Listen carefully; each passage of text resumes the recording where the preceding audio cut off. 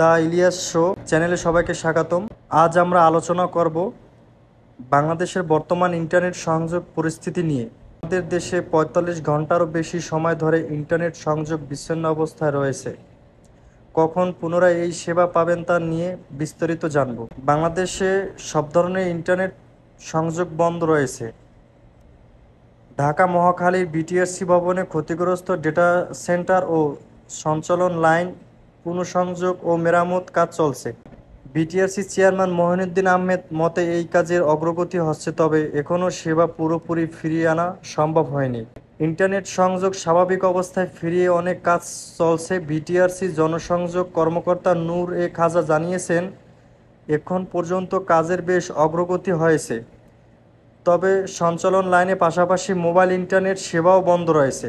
কর্তৃপক্ষ বলেছে তারা দ্রুত সমস্যা সমাধানের চেষ্টা করছে, কিন্তু এখনও নিশ্চিত করে বলতে পারছে না কখন ইন্টারনেট সংযোগ পুরোপুরি স্বাভাবিক হবে।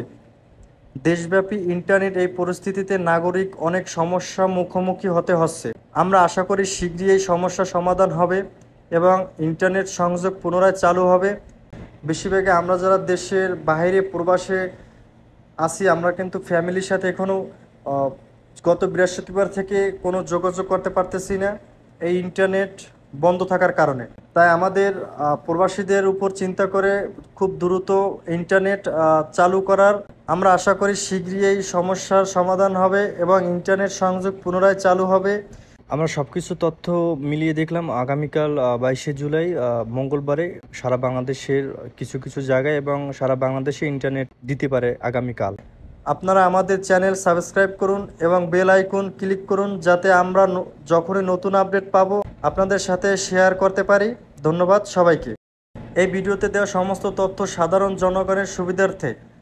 আমরা বিভিন্ন নিউজ পত্রিকা থেকে এবং বিবিসি বাংলা নিউজ থেকে এই তথ্য সংগ্রহ করা হয়েছে। কোনো প্রকার ভুল তথ্যের জন্য আমরা দায়ী নই। আশা করি ভালো থাকবেন এবং আপনাদের মতামত কমেন্টে অবশ্যই জানাবেন। ধন্যবাদ।